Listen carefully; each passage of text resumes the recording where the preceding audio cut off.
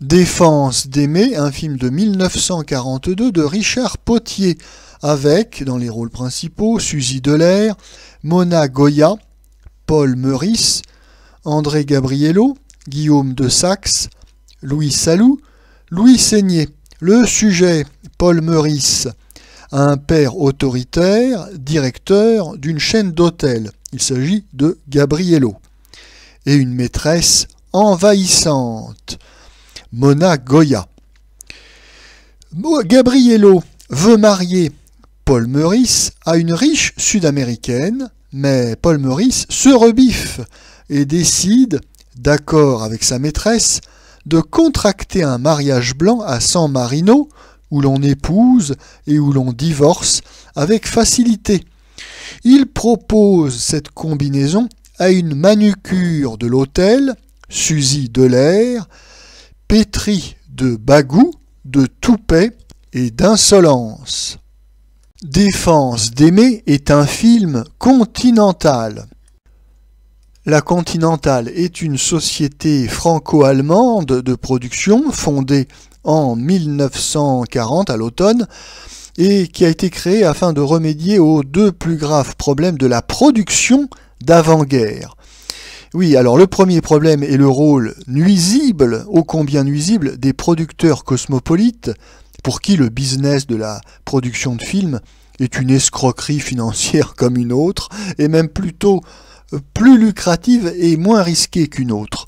Alors ces prédateurs mettent en chantier des films qui ne seront jamais terminés ou alors avec beaucoup de retard. Ils détournent les fonds qui leur ont été confiés fort imprudemment et ils organisent des banqueroutes à répétition, tout cela bien sûr en toute impunité. Le deuxième problème est dû à l'importance que jouent les exploitants de salles dans le système de la production de films.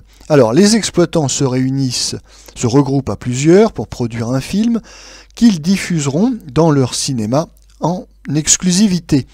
Alors, le résultat, c'est qu'ils font le choix délibéré de produire le film le plus stupide pour réunir le plus large public.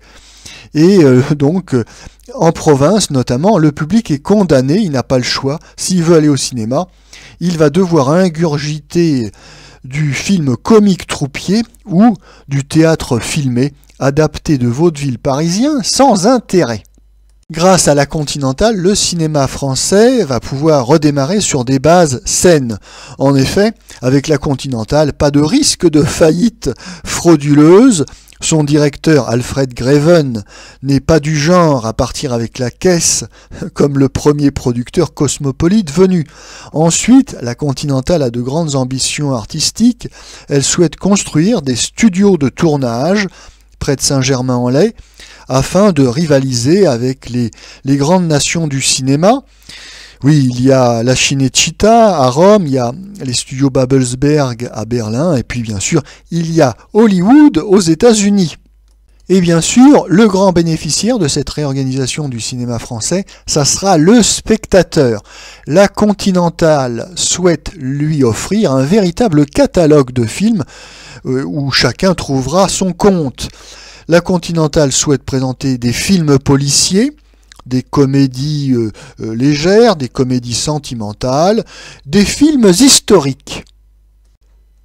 Défense d'aimer appartient au genre de la comédie légère, et comme on est en période de guerre, en période de produits de substitution, de remplacement, d'ersatz comme on dit, on pourrait dire que Défense d'aimer est un ersatz de comédie américaine loufoque, autrement dit un ersatz de screwball comedy, puisqu'on y retrouve les deux caractéristiques principales. Bon, d'abord une histoire d'amour un petit peu loufoque.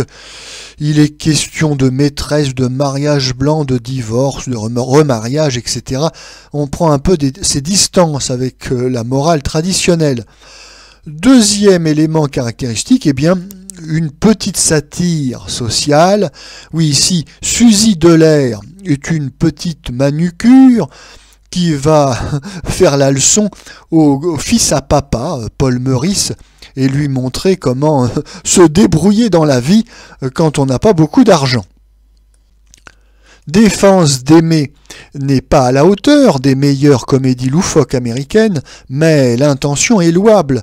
Oui, on essaye avec ce genre de comédie de dépoussiérer un peu les films comiques français, on essaye de s'échapper de l'éternel théâtre filmé, du vaudeville parisien 1000 fois vu et revu, avec l'amant dans le placard, etc., etc. Oui, Richard Potier est un réalisateur habile, le récit est mené avec un rythme soutenu, les gags s'enchaînent, et puis on a une distribution intéressante. Oui, nous avons ici deux petits nouveaux. Alors le premier, c'est Paul Meurice, dont c'est seulement le 3e film. Son film précédent, c'était Montmartre-sur-Seine, qu'il tournait avec sa compagne d'alors, Édith Piaf. Le couple se sépara en 1942, et en 1942, Paul Meurice épousera une actrice célèbre pendant la guerre, Michel Alpha. Alors, dans Défense d'aimer, eh bien, on retrouve un Paul Meurice qui a déjà les caractéristiques de ce qui va faire son succès après-guerre. Alors, il a un jeu très sobre, il est impassible, fermé, même un peu triste, mais tout ça au service d'une comédie. Oui, eh bien, on trouve déjà toute la recette de ce pain sans rire magnifique qui fera une magnifique carrière dans les années d'après-guerre. Et puis, il y a la délicieuse Suzy Delair. Alors, Suzy Delair n'est pas une débutante en 1942. Elle a tourné une douzaine de films dans les années 30, mais toujours dans des rôles secondaires et obscurs. C'est la Continentale qui va lui donner sa chance et qui va la révéler au grand public. C'est une heureuse découverte, car Suzy Delair est plus qu'une actrice, c'est une artiste complète, comme il y en a tant aux États-Unis, mais comme il y en a si peu à Paris. Oui, je dis une artiste complète car Suzy Delair, non seulement est une excellente comédienne, mais elle a un très joli brin de voix, elle chante délicieusement, et en plus, elle danse.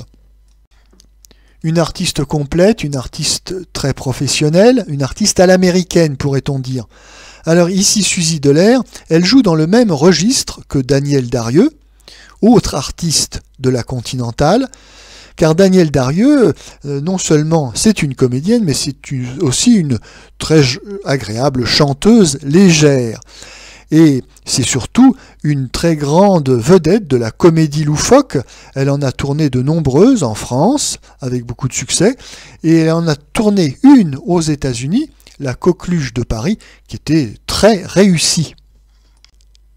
Suzy Delair, en quelque sorte, c'est la nouvelle Danielle Darrieux.